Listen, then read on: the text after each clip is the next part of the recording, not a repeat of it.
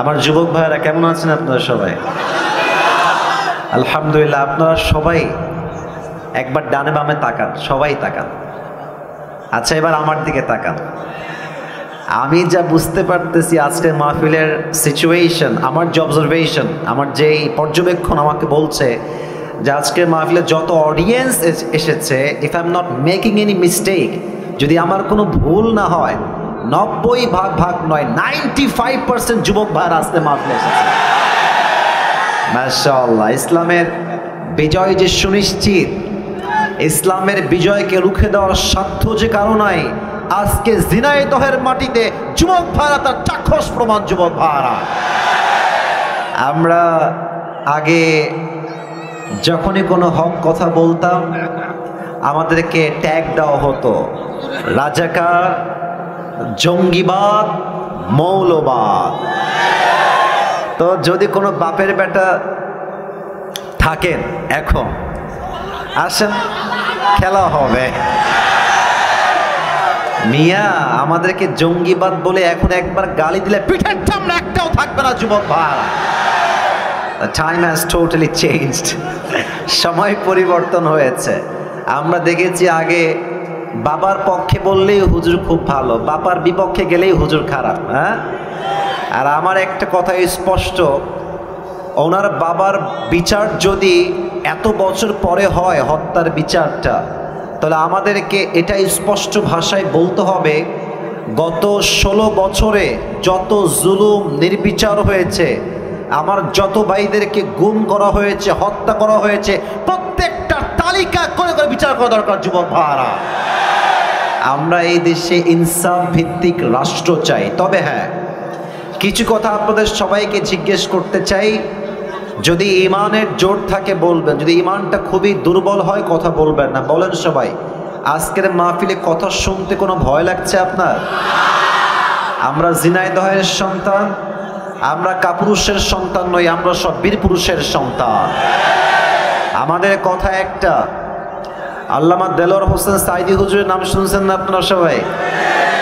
হুজুর বলতেন যে বিড়ালের মতো 500 বছর বেঁচে থাকার কোনো দাম নাই, সিংহের মতো 1 ঘন্টা গর্জন দিয়ে আমরা বাঁচতে চাই। আমি আজ খুব তিতা সত্য কথা আমার ওয়াজের ভূমিকায় বলবো। অনেকের হজম করতে একটু কষ্ট হবে, তাই আগে একটু ঢোক গিলে না, পরে গিয়ে যেন বললেন না যে আসিফ হুজুর খুব লোকটা সুবিধার না। আসলে কথা হচ্ছে, হক কথা বরদাস্ত করার মতো যোগ্যতা সবার থাকে না। আমি কিছু তিতা হক কথা বলছি। প্রথম কথা, এখানে এই কথা বলে কি ওখানে না, হাসি না, একদম হাসি না। না, ঝিনাইদহের মানুষ ভালোবাসার জায়গা ভালোবাসা, আদবের জায়গা আদব। এটা মাছের বাজারের তাফসীর প্রোগ্রাম। আপনি ইচ্ছা মতো ওখান থেকে যে কেউ ডাকতে পারবেন না। প্লিজ বোঝার চেষ্টা করেন। এখানে অনেক মিডিয়া আছে, এটা কালকে বদনাম হয়ে যাবে। মেহেরবানি করে আমি আপনার পায়ে হাত রাখলাম, যান, এর চেয়ে বড় বিনয়ী আমি আর হতে পারছি না। পায়ে হাত রাখলাম, কিপ কোয়াইট, একদম চুপ থাকেন। আমি যা বলি মনোযোগ দিয়ে শোনেন। 1 নম্বর কথা, এখানে অনেক দলের ভাই থাকতে পারেন, অনেক দলের লোক, যে কোনো দলের লোক হতে পারেন। আমি আসিফের কিছু কথা আছে, এটা হচ্ছে আমার ব্যক্তিগত চিন্তা। I hope you will go to agree, আপনারও একমত হবেন বলে আমি আশা রাখছি। নাম্বার 1 কথা হচ্ছে, দেশটা আগে স্বাধীন ছিল না, দ্বিতীয়বার দেশটা আমরাই স্বাধীন করেছি, ছাত্র জনতা এটাকে স্বাধীন করেছে। আমরা ঠিকটা আপনি পয়েন্টে বলেন, এখন আপাতত চুপ থাকেন। যে পয়েন্টে বলবেন সেই পয়েন্টে বুঝে বলবেন। আমরা দেখেন, শহীদ আবু সাঈদের নাম শুনেছেন না আপনারা সবাই? আচ্ছা বলেন তো, শহীদ আবু সাঈদ কি কাউকে আগ বাড়িয়ে গুলি করতে গেছে? এবার কথা বলতে হবে, গুলি করতে গেছে? কাউকে মারতে গেছে? আমাদের স্লোগান ছিল কি, যে আমরা কোটার সংস্কার চাই, that's it and nothing else. এটাই আমরা চাই, এটাই স্লোগান ছিল ফার্স্টে। বাট যখন শহীদ আবু সাঈদের বুকে গুলি চালানো হলো, মনে হলো যে পুরো দেশের প্রত্যেকটা যুবকদের হৃদয়ে গুলি চালানো হয়েছে। যুবক ভাইরা, তখন ছাত্র জনতা আর ঠিক থাকতে পারে নাই। তখন স্লোগান হয়েছে একটা, নয় শহীদ হব, নয় শহীদ থেকে আমার নামাই ছাড়বো। ঠিক কিনা বলেন? তো 1 নম্বর যে কথাটা, সেটা হচ্ছে আগামীতে আবার একটা সরকার গঠন হবে। যদিও এখন একটা সরকার আছে আমরা জানি, বাট এটা সাময়িক, সামনে একটা ভোট হবে। আমি আসিফের চিন্তা, এটা আপনারা একমত হবেন বলে আমি আশা রাখছি। আগামীতে আমরা কোনো নারী নেতৃত্ব এই দেশে দেখতে চাই না। পেছনে কিছু ভাই ঠিক বলেন নাই, আপনারা কি দ্বিমত না একমত? আমরা কোনো নারীকে প্রধানমন্ত্রীর চেয়ারে দেখতে চাই না, আমরা পুরুষকে ক্ষমতায় দেখতে চাই। এক নাম্বার কথা, নারী দেখতে চাই না। দুই নাম্বার কথা হচ্ছে পুরুষ চাই, ব্যাপারটা এরকম না। পুরুষ কোনটা চাই এটা আপনাকে বুঝতে হবে। আমরা কেমন পুরুষ ক্ষমতায় দেখতে চাই? আমরা এমন একজন পুরুষকে প্রাইম মিনিস্টার হিসেবে দেখতে চাই যিনি প্রধানমন্ত্রীও হবেন এবং তার যোগ্যতা হবে এতটা হাইলি কোয়ালিফাইড, তিনি একই টাইমে প্রধানমন্ত্রীও হবেন এবং তার যোগ্যতা হবে এতটা হাইলি কোয়ালিফাইড যে তিনি একই টাইমে প্রধানমন্ত্রীর চেয়ার থেকে লিডও করবেন, আবার জাতীয় মসজিদ বাইতুল মুকাররমে দাঁড়িয়ে জুমার খুতবা দেওয়ার যোগ্যতাও রাখবেন। আপনারা কি দ্বিমত না একমত? তিন নাম্বার কথা, এটা বলেই আমি আমার এই কথার টার্মসটা শেষ করে ফেলছি। তিন নাম্বার কথা, শুধু নেতৃত্বের চেয়ারে বসলেই হবে না। ইসলাম যেই বিধানকে প্রতিষ্ঠিত করতে বলেছে সেটাকে প্রতিষ্ঠিত করতে হবে। বাতিল পক্ষ তো রাগ করবেই। আমাদের পাশের দেশ ভারত আমাদের সবচেয়ে বড় শত্রু দেশ, যুবক ভারত। আচ্ছা, এদের যে সাংবাদিকগুলো আছে এসবগুলো হকার মনে হয় আমার কাছে। একটা আছে দেখবা, বাংলাদেশ আর থাকবে না,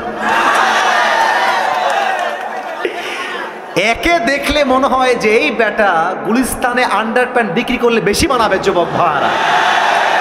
আর একে দেখে কেমন যেন আমার হিজড়া মনে হয়। হিজড়া দেখবা কথা বলার আগেও ঢং দেয়, মাঝেও ঢং, শেষেও ঢং, আরো কেমন যে তিরিং বিরিং করে একবার ওই দিকে, আর এমন একটা ভাবে সাংবাদিকতা করে, নিউজ রিপ্রেজেন্ট করে, মনে হয় দ্বিতীয় বিশ্বযুদ্ধ লেগেই গেল। আর কি বলছে, আমি আজকে অভিমান করেছি, আমি কোনো কথা বলবো না। বেটা, বাংলাদেশি তোর বাপের সম্পদ নাকি রে বেটা? এটা হাজার মায়ের ইজ্জতের বিনিময়ে দেশটা আমরা স্বাধীন করেছি। চট্টগ্রাম নেই বা মামুর বাড়ির আবদার। এই দেশের 1 ইঞ্চি মেটি আমার কলিজার টুকরা মাটি, যুবক ভাড়া। এই দেশের 1 ইঞ্চি মাটি ভারতের ডানের কাছে ছাড়া হবে না, ঠিক কিনা বলে? তিন নাম্বার কথা, আল্লাহর হুকুমকে এই জমিনে, আল্লাহর রাজকে এই জমিনে কায়েম করতে হবে। কেমনে করবেন? যত বিচার আছে আল্লাহর কোরআন দিয়ে হবে। কথা একমত না দ্বিমত? আচ্ছা, আমি ছোট্ট একটা এক্সাম্পল দেই, যেহেতু কথা শুরু হয়ে গেছে, কথা না বললে তো পেটের ভাত হজম হবে না আমাদের। আচ্ছা ভাই, আপনি একটু দাঁড়ান তো। না, ধমক দিব না। ভাইজান, আপনার নাম কি? সজীব ভাই। একটু সবাই দিকে তাকান তো। সজীব ভাই, ভাইকে দেখেন। 1 সেকেন্ড দাঁড়ান, আপনি 10 সেকেন্ড দাঁড়ালেই হবে। আমার ভাইয়ের নাম সজীব। ভাইজান, আপনি বসে পড়ান। আচ্ছা, আজকে ভাইকে আমি ওই সাইডে নিয়ে গিয়ে, আপনি উল্টা বললে পছন্দ হবে তাই না? আপনার হাত ঠ্যাং কেটে ফেলবো আজকে। ঠ্যাং কেটে ফেললাম, কথার কথা, একটা ক্ষোভে সজীব ভাইয়ের ঠ্যাং কেটে ফেললাম। বলুন তো কি কাটলাম? আরে ভাই, ঠ্যাং মানে পা। ঠ্যাং মানে কি? পা। তো কালকে আমাকে জেলখানায় দেওয়া হলো। ঝিনাইদহের যেই বিচারের কাঠগড়া জেলা আদালত, আমার বিরুদ্ধে সিদ্ধান্ত নেওয়া হলো বিচার অনুযায়ী আমাদের যে সিস্টেম আছে সেই হিসেবে, যে আসিফ হুজুর ঝিনাইদহের কালীগঞ্জের একজন যুবক, তার নাম হচ্ছে সজীব, তার পা কেটে ফেলেছে। এখন আমাদের দেশের যেই তথাকথিত নিয়ম আছে সেই অনুযায়ী আমাকে দণ্ড দেওয়া হলো, যে আসিফ হুজুরের 1 লাখ টাকা জরিমানা দেওয়া হলো আর 1 বছরের জেল। For an example, it is just an example and nothing else, just উদাহরণ দিচ্ছি। 1 বছরের জেল আর কয় লাখ টাকা জরিমানা? আরে ভাই সবাই বলেন, সবাই কয় লাখ টাকা জরিমানা? 1 লাখ। আচ্ছা, কোনো একটা জিনিসের ওজন ঠিক আছে কিনা এটার জন্য আমরা একটা জিনিস দিয়ে মাপ দিই, এটার নাম কি? পাল্লা। কথা না বললে কারে ওয়াজ করি? কি পাল্লা? দাড়ি পাল্লা। তো মিজানকে আপনি নেন, দাড়ি পাল্লাকে ওঠান, ডান পা, ওর যে পাটা আমি কেটেছি ওর পাটা আপনি দাড়িপাল্লার ডান দিকে দেন। আর আমাকে যে 1 লাখ টাকা জরিমানা করা হয়েছে, 1 লাখ টাকা নেন আর 1 বছরের জেল বাম দাড়িপাল্লায় রাখেন। তাহলে এদিকে সজীবের ডান পা আর এদিকে আমি আসিফ হুজুরের 1 লাখ টাকা আর 1 বছরের জেল। টান দেন তো সমান সমান হবে? সমান সমান হবে? হবে না। আচ্ছা, আপনি আরো বাড়ায় দেন, জরিমানা আপনি দেন 2 লাখ টাকা আর এদিকে আপনি দেন মনে করেন যে আরো 2 বছরের জেল। সমান সমান হবে? যদি কোরআন দিয়ে রাজ কায়েম হয়, কোরআন কি বলছে? চোখের বদলে চোখ, নাকের বদলে নাক, কানের বদলে কান, ঠোঁটের বদলে ঠোঁট, ঠ্যাঙের বদলে ঠ্যাং, জানের বদলে চার। ওর ঠ্যাং যে আমি কেটে ফেলেছি, ওর ঠ্যাংটা ডান পাল্লায় দেন আর আমার ঠ্যাংটাও কেটে ফেলেন, বাম পাল্লায় দেন, টান দেন, দেখবেন সমান সমান হয়ে গেছে। তাহলে এই দেশে যদি আপনি ইসলামের রাজ কায়েম করেন, কোরআনের রাজ কায়েম করেন, পুরো দেশটাই সোনার দেশ হয়ে যাবে। আমার 2 বছর আগে আল্লাহ তাআলা আমাকে উমরাহ করার একটা সুযোগ দিয়েছেন, আলহামদুলিল্লাহ। আমি নবীজির রওজায় গিয়েছি, মক্কায় গিয়েছি, মদিনা আমি ভিজিট করেছি। তা আমার এখনো মনে আছে, মদিনায় যখন আমি গেলাম ফর দ্য ফার্স্ট টাইম, তখন বাজে রাত 2টা বা 3টা। আমি এয়ারপোর্টে ল্যান্ড করেই মদিনায় চলে আসছি নবীজির রওজার সামনে। এই সোনামণি, বসো বসো বসো। এ নতুন নাকি রে? এখনো যাইতেছে? বস রে, বসো। না না না, যাওয়া যাবে না, বসো। ওয়াশরুম সব পরে হবে, বসো। ওকে ধরে বসো। না না না, এত সোজা? আর বাড়ি কোথায় রে? তার বাড়ি কোনে ভাই? বসো ভাই, ওনে বসো ভাই। কোনে যাওয়া যাবে না ভাই, বসো। সবাই একটা কাশি দেন। কি সাহস রে, তাফসীর শুরু করলাম না উঠে যাচ্ছে রে। সবাই একটা তাকবীর দেন, লিল্লাহি তাকবীর। তো আমি যখন নবীজির রওজার সামনে ঘুমালাম, দ্বিতীয় দিন বাদ এশার ঘুমায় গেলাম, এশার নামাজ পড়ে। তো আমার আইফোন, আমার অ্যান্ড্রয়েড ফোন, আমার মানি ব্যাগ, আমার রিয়াল, পাসপোর্ট সব আমার বুকের ডান পাশে আমি রাখলাম। ওপেনলি ঘুমায় গেলাম নবীজির ঠিক রওজার সামনে। আইফোন রাখা, অ্যান্ড্রয়েড ফোন রাখা, টাকা রাখা, রিয়াল রাখা, বাংলাদেশি টাকাও সেখানে ছিল, মানি ব্যাগ ছিল, পাসপোর্ট সব ওখানে রাখা আমার। তা আমি ঘুমালাম ঠিক এশার নামাজের পরে। ভেবেছিলাম তাহাজ্জুদ পড়বো উঠে, বাট এত শান্তির ঘুম নবীজির রওজার সামনে এসেছে, আমার ওই ফজর আজানের সময়ই ঘুম ভেঙেছে। তো আমি যখন ঘুম থেকে উঠে ঠাস করে উঠছে লাফ দিয়ে, তো দেখছি যে আমার আইফোন যেখানে ছিল ওখানেই আছে, টাকা টাকার জায়গায় আছে, ওয়ালেটের জায়গায় আছে, রিয়ালের জায়গায় আছে, পাসপোর্টের জায়গাতেই আছে। আমার তখন মনে হলো যে কোথায় আইফোন? আমাদের দেশে আন্ডারপ্যান্ট রেখে ঘুমালেও দেখবেন চুরি হয়ে গেছে। তো সৌদি আরবে আল্লাহর কোরআনের সব আইন কায়েম হয় নাই, কিছুটা আইন কায়েম হয়েছে। সৌদি আরবে এই নিয়ম আছে, ওয়াসারিকু ওয়াসারিকাতু ফাকতাউ আইদিয়াহুমা জাযাআন বিমা কাসাবা নাকালাম মিনাল্লাহ। যদি কেউ চুরি করে ফেলে, সঙ্গে সঙ্গে cut down his right hand, হাত কেটে ফেলো। এই জন্য সৌদিতে অন্য পৃথিবীর প্রত্যেকটা দেশের চাইতে চুরির সংখ্যা কম, শান্তি বেশি। যুবক ভাইরা ঠিক কিনা বলো?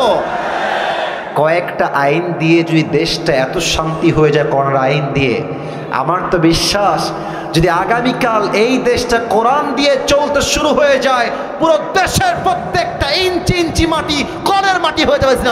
জিনাদার ভাইরা, আল্লাহ এই দেশটা আমাদের সবাইকে দেখার তৌফিক দান করে পড়া আমি না, জোরে বলেন সবাই আমি। আচ্ছা, আপনাদের বউ আছে কার কার? একটু হাত তুলেন তো। আচ্ছা আচ্ছা আচ্ছা, হাত নামান, হাত নামান। আপনাদের বউ নাই, খুব কষ্টে আছেন কারা? একটু হাত তোলেন। আচ্ছা, আপনাদের কারো বউ নাই? এ আমি বিশ্বাস করি না, মিথ্যা না সত্যি? আরে আব্বা বোঝে না রে, ছেলের বিয়ের বয়স হয়ে গেছে। আমার মনে হয় যে এবার শীতকাল যুবকদেরকে বিয়ে দিয়ে একমাত্র শীত দূর করা সম্ভব হবে। যুবক ভাই, আমার আব্বা জানদেরকে পায়ে হাত রেখে বলছি, আব্বা জান, আপনি যদি আপনার ছেলেকে সঠিক সময়ে বিয়ে না দেন, আপনার ছেলে যত ঘাটে পানি খাবে প্রত্যেকটা দায়ভার কিয়ামতে আপনাকে বহন করতে হবে। আব্বা জান, আব্বাজানকে বলে কোনো লাভ নাই গো, সব দোষ বেশিরভাগ মেয়েদের। যুবক ভাই, তুমি মেয়েকে বিয়ে করবা, মেয়ে বলবে যে টাকা আছে, সরকারি চাকরি আছে তোমার। আর কিছু কিছু মেয়ে তো সরকারি চাকরি পাইলে টাকলার সঙ্গে বিয়ের পিড়িতে বসে যায়। পেশা হি সব কুছ হ্যায় মেরে দোস্ত। এখনকার মেয়েদের কাছে চরিত্রের চাইতে টাকাটা বেশি ম্যাটার করে। যুবক ভাই, বাসও খায় সেই লেভেলের। কারণ যেই চরিত্রহীন ছেলেকে আপনি টাকা দেখে বিয়ে করছেন, প্রিয় বোন আমার, উইথ ডিউ রেসপেক্ট বলছে, আমি আসিফ আপনাকে সম্মানের সঙ্গে বলছি, আপনি টাকা পাবেন, ঢাকার গুলশানে ফ্ল্যাট পাবেন, BMW পাবেন, রোলস রয়েলস পেতে পারেন, ডুপ্লেক্স ট্রিপ্লেক্স ফ্ল্যাট পেতে পারেন টাকার জন্য। বাট ওয়াল্লাহি বিয়ের পরে যে আত্মকেন্দ্রিক মনের একটা প্রশান্তি আছে, চরিত্রহীন ছেলের কাছে, বুইড়ার কাছে আপনি সুখ খুঁজে পাবেন না। আল্লাহ প্রত্যেকটা বোনদেরকে বোঝার তৌফিক দান করুন। সকলে মন খুলে পড়েন আমিন। একটা কোরআন নিয়ে আসতে হবে, একটা কোরআন লাগবে আমার এখানে, খুবই ফাস্ট নিয়ে আসেন। আমরা 3টে তাকবীর দিব সবাই মিলে। প্রথম তাকবীর দিবেন আমার প্রিয় বিবাহিত ভাইয়েরা, দ্বিতীয় তাকবীর দিবেন আমার প্রিয় সিঙ্গেল ভাইয়েরা। আমি দেখতে চাই হু ইজ মোর পাওয়ারফুল, কার শক্তি কত বেশি। বিবাহিত ভাইয়েরা একটা কাশি দেন, স্লোগানে বেশি জোর পাইনি, আর একবার কাশি দেন বিবাহিত ভাইয়েরা, দেখা যাক কারা পারে। বিবাহিত ভাইয়েরা, it's time for the married people. বিবাহিত ভাইয়েরা তাকবীর দেন সবাই, লিল্লাহি তাকবীর। মোটামুটি চলে, খুব বেশি একটা ভালো না। আচ্ছা, এবার সিঙ্গেল ভাইয়ের একটা কাশি দাও, ওরে বাবা রে। এবার দেখা যাক কে পারে। বিবাহিত ভাইয়েরা চুপ থাকবেন, সিঙ্গেলদের পালা এবার। লিল্লাহি তাকবীর। বিবাহিত ভাইয়েরা, আই এম সো সরি, আমাকে আপনারা মাফ করে দিবেন, আজকে আমার সিঙ্গেল ভাইয়েরা জিতে গেছে, ঠিক আছে কিনা বলো? আচ্ছা, শেষ তাকবীর দিয়ে মূল ওয়াজের বিষয়ে ফিরে যাব। আমার সবাই মিলে এবার দিবেন, এমন জোরে দিবেন যে আমি আসিফ আমার সবাইকে নিয়ে স্টেজ ভেঙে নিচে পড়ে যাব। সবাই একটা কাশি দেন, লিল্লাহি তাকবীর। ডান হাত লাগবে একদম গায়ের জোর, সমস্ত ইমান দিয়ে এক করে বলবেন, লিল্লাহি তাকবীর। আল কোরআনের আলো, আল হাদিসের আলো,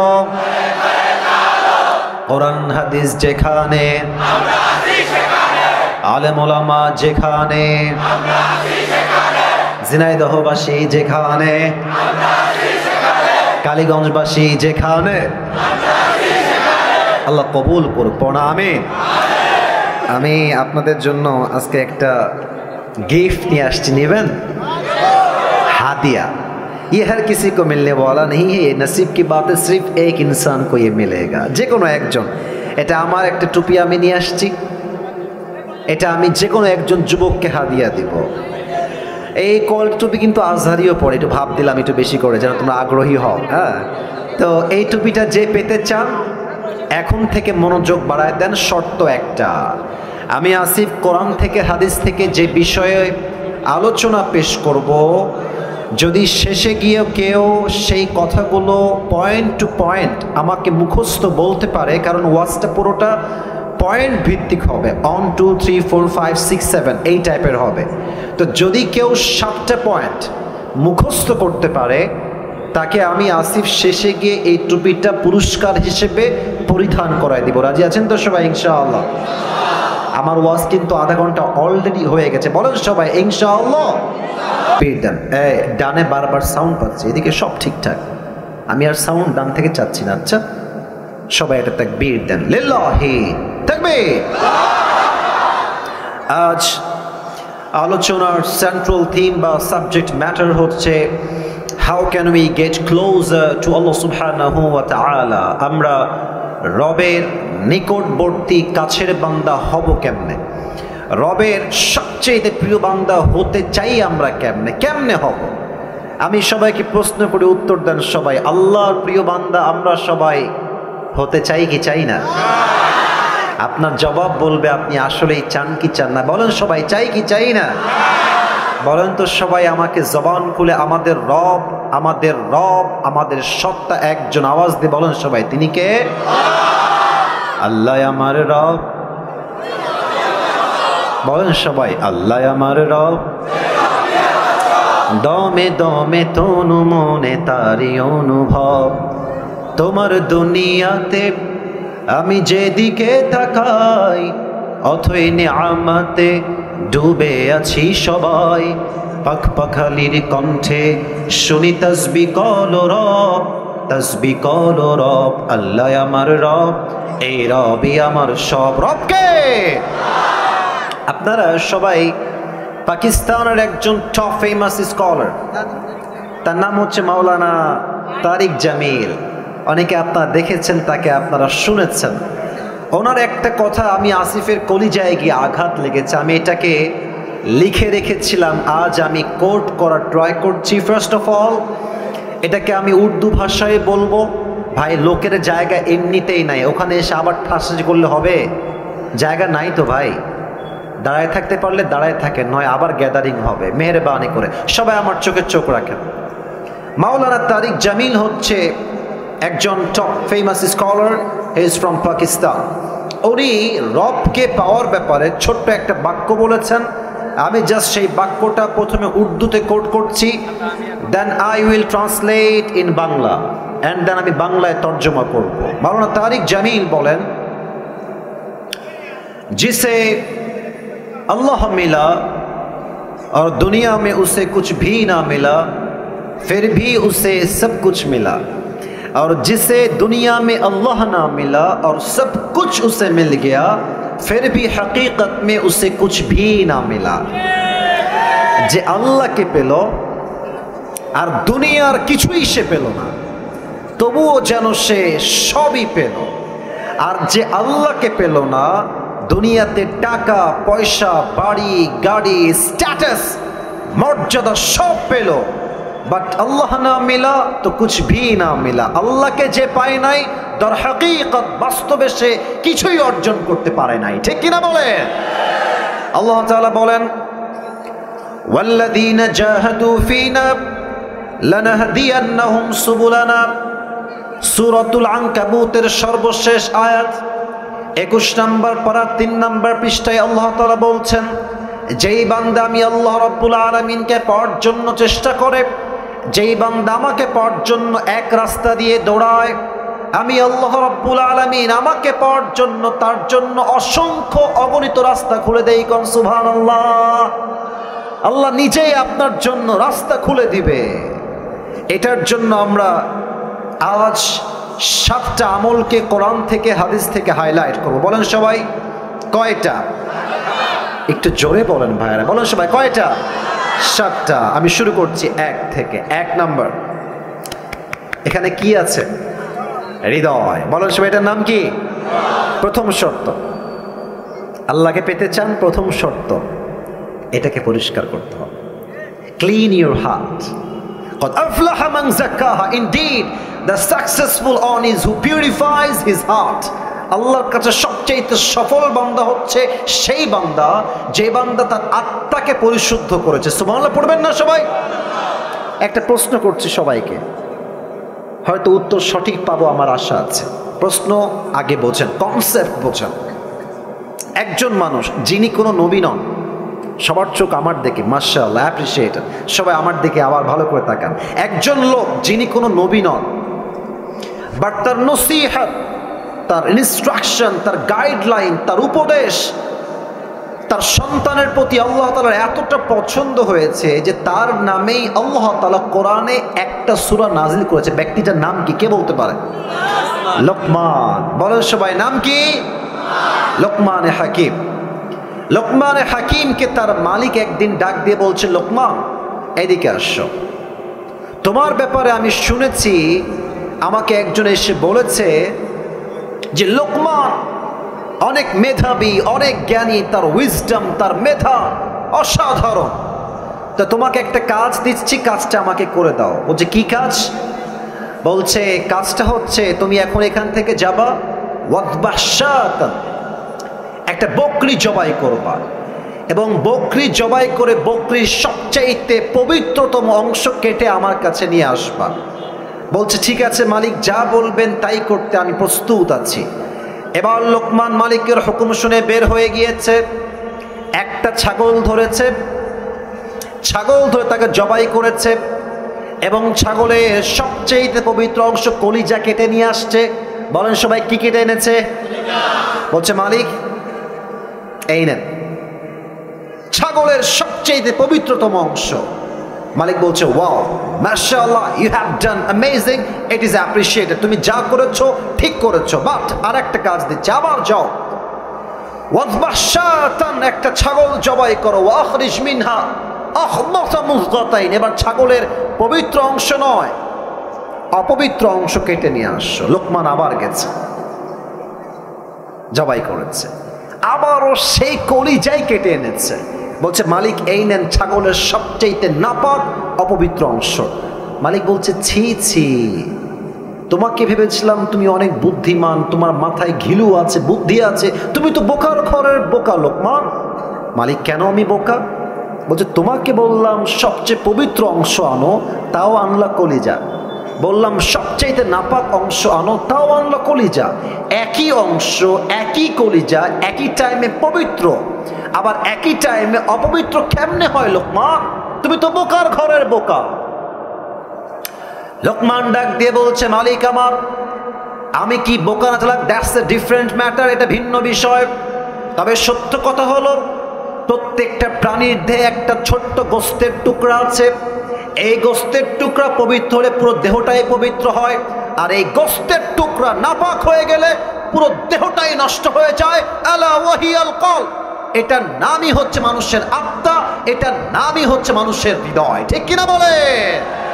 তবে একটা নতুন ইনফরমেশন দিচ্ছি সবাইকে, আমাদের এই আত্মাটা 3 প্রকার। বলেন সবাই হাত তুলে, কয় প্রকার? মুরব্বীরা আমাকে অনেক অনেক মনোযোগ দিয়ে শুনছেন, খুব ভালো লাগলো বিষয়টা দেখতে। বলেন তো আমাদের এই হৃদয় বা আত্মা কয় প্রকার? হাত নামান। 1, আমি বলবো আপনারা আমার সঙ্গে বলবেন। 1 হচ্ছে সুস্থ। 1 নাম্বার, এই বামের সাউন্ড নাই কেন ভাইয়ারা? 1 নাম্বার সুস্থ। দেখেন আপনারটা কোনটা হয়, একটু মিলায় না। 1 হচ্ছে সুস্থ, 2 হচ্ছে অসুস্থ, 2 কি? 3 হচ্ছে মৃত।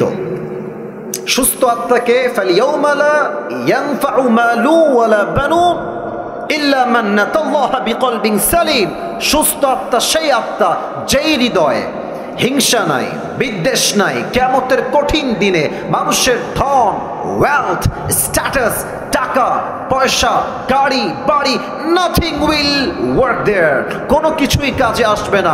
ইল্লা মান আতাল্লাহা বিকলবিন সালিম, যার আত্মা পরিশুদ্ধ হবে আল্লাহ তাকে নিজেই জান্নাতের ঘোষণা দিবে। সুবহানাল্লাহ পড়েন। This is called wealthy heart, সুস্থ হৃদয়, অ্যাক্টিভ হৃদয়, সুস্থ আত্মা। নাম্বার 2, এটা বুঝতে গেলে আপনাকে একটা এক্সাম্পল দেওয়া লাগবে। আচ্ছা, আমরা যে আজকে বসে আছি, আজকে কয় তারিখ? কথা বলো সবাই, আজকে কয় তারিখ? আচ্ছা, আর একটা উত্তর সবাই জানেন, সবাই জানেন, এটা 2023 সাল না 24 সাল? 24 সাল। আচ্ছা, আপনাদের ঝিনাইদহে মেডিকেল আছে না? আরে ভাই কথা না বললে তো ওয়াজ হয় না। মেডিকেল আছে না? হসপিটাল আছে না? ক্লিনিক আছে না? ডাক্তারের চেম্বার আছে না? আচ্ছা, আপনাদের সবাইকে আজ আমি নিয়ে যেতে চাই 100 years ago back, 100 বছর আগে, 1924 সাল।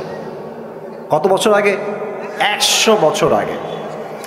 ভাবেন তো 100 বছর আগে এখন যে মেডিকেল আছে, কলেজ আছে, হসপিটাল আছে, আগে কি এরকম মেডিকেল কলেজ হসপিটাল ছিল যুবক ভাইয়েরা? না। তখন কি ছিল আমার মুরব্বীরা ভালো বুঝবেন, তখন ছিল কবিরাজ কিংবা আমরা এটাকে বলি ওঝা, কবিরাজ কিংবা ওঝা। তো মনে করেন যে একজন যুবককে সাপে কেটেছে, এখন সেই যুবকটা কবিরাজের কাছে আসছে, এসে বলছে স্যার আমাকে সাপে দংশন করেছে। এখন তখন তো কোনো মেশিন ছিল না যে কোন সাপ কি বিষ চেক করবে কেমনে। তো ওঝা এটাকে বোঝার জন্য, কেমনে বোঝায় এটা আপনাকে, আচ্ছা আমি টুপিটাই নিলাম, যান একটা বাটি নিতেন, বাটিতে মরিচ বাটতেন, লবণ বাটতেন, মরিচ এক পাশে লবণ এক পাশে, বলতো এই এদিকে আসো, বলো তোমার জিহ্বাটা বের করো, জিহ্বাটা বের করতো, লবণটা দিত, মরিচটা দিত তার জিহ্বার উপরে, বলতো হাউ ইট টেস্ট, এটা স্বাদ কেমন আমাকে বলো।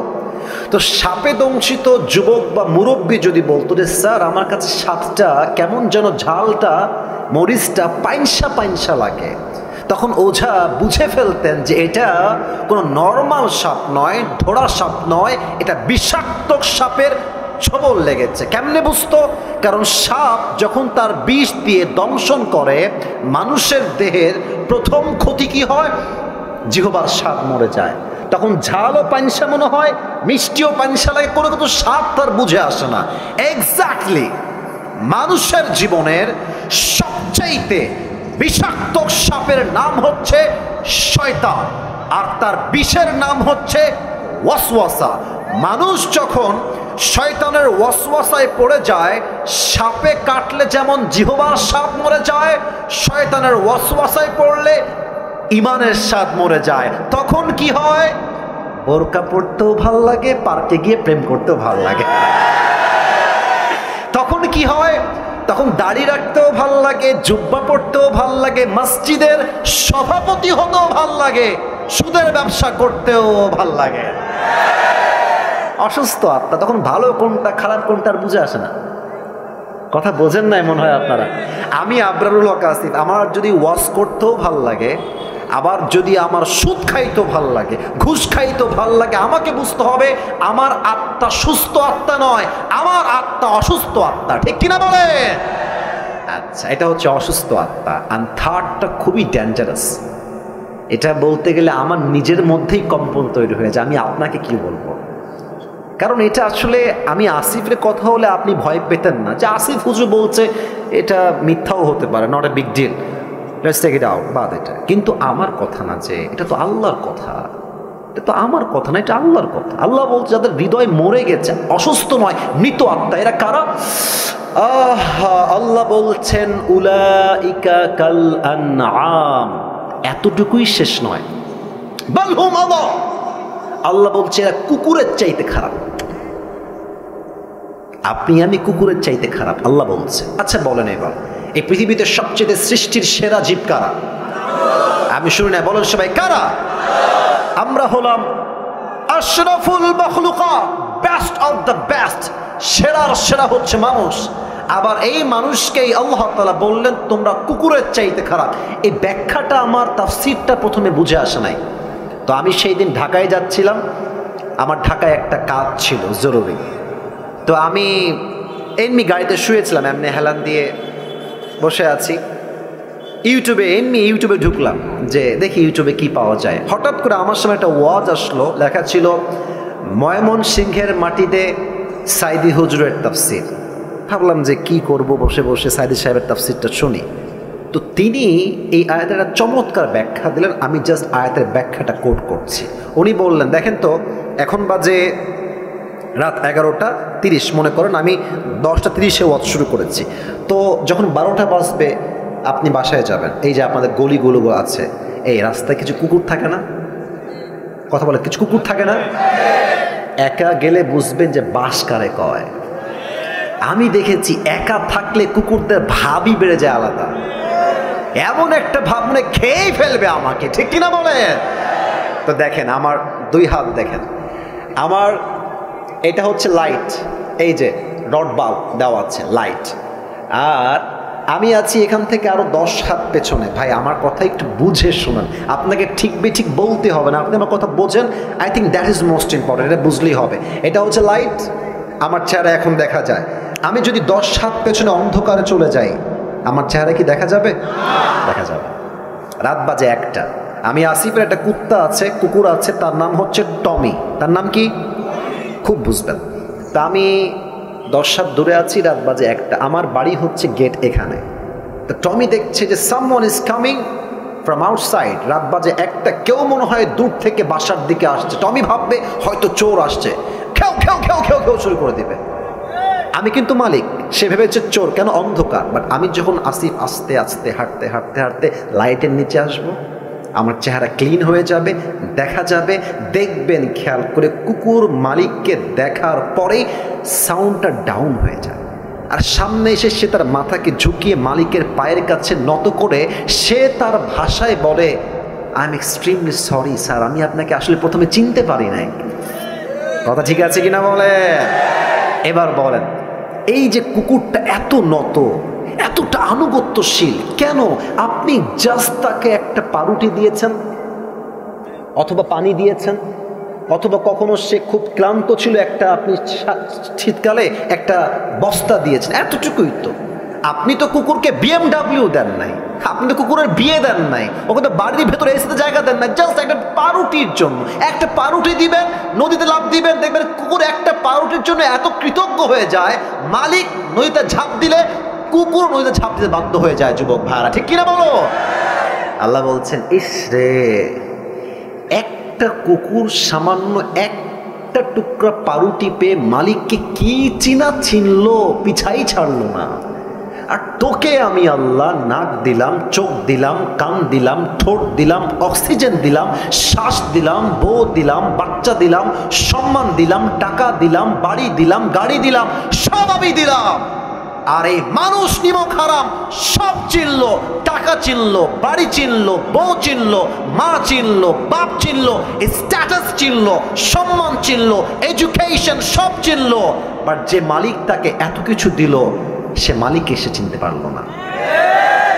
কুকুর একটা পাউরুটি পেয়ে মালিককে চিনতে ভুল করে নাই, আর মানুষ এত কিছু পেয়েও মালিককে চিনতে পারে নাই। আল্লাহ বলছেন, এই মানুষ কুকুরের চাইতে নিকৃষ্ট হয়ে গিয়েছে। ঠিক কিনা বল? দেখেছেন আল্লাহর কথার গভীরতা কত বেশি? আল্লাহ এমনি বলে না যে আমরা কুকুর যে খারাপ, আল্লাহ এমনি বলেন না, আল্লাহ বুঝেই বলেছেন।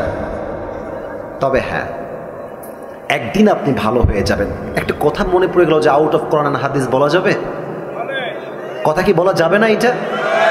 এটা কিন্তু কোনো আয়াতের ব্যাখ্যা না, আমি জাস্ট বোঝাবার স্বার্থে বলছি। এই দেখেন যুবক যেগুলো বসে আছে না, অনেকগুলো যুবক এখানে আছে, দেখেন, বলবেন এই চল নামাজে চল, দেখবেন একটা কমন ডায়লগ যুবকরা দেয়, প্যান্ট খারাপ। আসলে প্যান্ট না, ওর চরিত্রই খারাপ। তো এরা নামাজি কবে হবে? দেখবেন যখন মুরব্বী হয়ে যাবে। অনেক মুরব্বী দেখবেন যুবক বেলায় বদমাইশের বদমাইশ, বাট বড় হয়ে গেলে, মুরব্বী হয়ে গেলে হজ করে এসে আল্লাহওয়ালা হয়ে যায়। এরকম লোক আছে না এই বাংলাদেশে? তো তোমরা যে ঠিক হবে একটা বোঝাবার সাথে এক্সাম্পল দিচ্ছি। ওই